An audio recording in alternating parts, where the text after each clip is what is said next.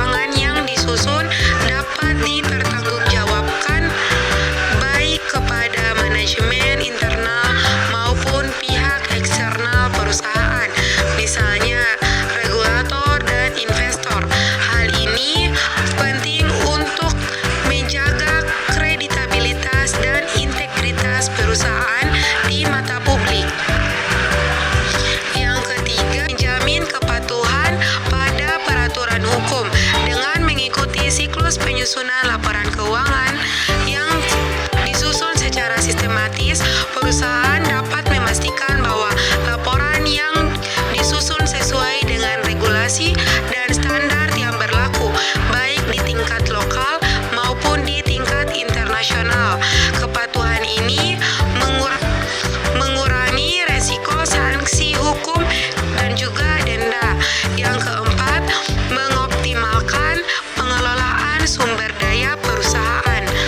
Nah, siklus ini memungkinkan perusahaan untuk memantau dan menganalisis penggunaan sumber daya secara efektif.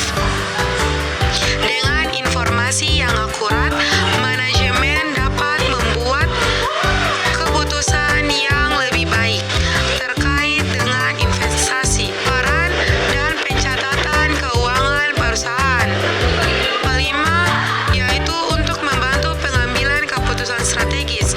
Laporan keuangan yang akurat dan terstruktur memberikan informasi yang diperlukan untuk mengambil keputusan strategis. Ini mencangkup keputusan mengenai ekspansi perusahaan, pengambilan pinjaman, pengelolaan utang, atau distribusi laba. Keputusan yang diambil berdasarkan laporan keuangan yang valid akan lebih tepat sasaran. Yang keenam, yaitu mengurangi risiko kesalahan. Akuntansi siklus yang terstruktur meminimalisasi kesalahan dalam pencatatan transaksi dengan penyusunan laporan keuangan. Dengan mengikuti prosedur yang standar, perusahaan dapat mengidentifikasi kesalahan lebih cepat dan memperbaikinya sebelum laporan keuangan disajikan kepada pihak luar. Pencatatan transaksi, di dalamnya ada analisis transaksi. Setiap transaksi keuangan dianalisis untuk menentukan akun yang terpengaruh dan jenisnya, debit ataupun kredit. Misalnya, pembelian barang dagangan, akun persediaan akan berada di debit dan akun kas berada di kredit. Penjualan barang dagangan, nah akun kas akan berada di debit dan akun persediaan akan berada di kredit. Kemudian jurnal umum ataupun jurnal khusus. Nah, transaksi dicatat dalam jurnal umum atau jurnal khusus. Jurnal umum digunakan untuk mencatat semua jenis transaksi, sedangkan jurnal khusus digunakan untuk mencatat jenis transaksi tertentu, seperti penjualan, pembelian, ataupun penerimaan kas. Kemudian posting ke buku besar. Nah, buku besar adalah kumpulan akun yang berisi saldo setiap akun pada periode tertentu. Di dalamnya ada posting transaksi. Transaksi yang telah dicatat dalam jurnal diposting atau dipindahkan ke buku besar. Kemudian jurnal penyesuaian. Di dalamnya disertai penyesuaian, yaitu beberapa transaksi membutuhkan penyesuaian untuk mencerminkan kondisi yang sebenarnya pada akhir periode. Ada juga akrual, yaitu biaya yang telah terjadi tetapi belum dibayar. Misalnya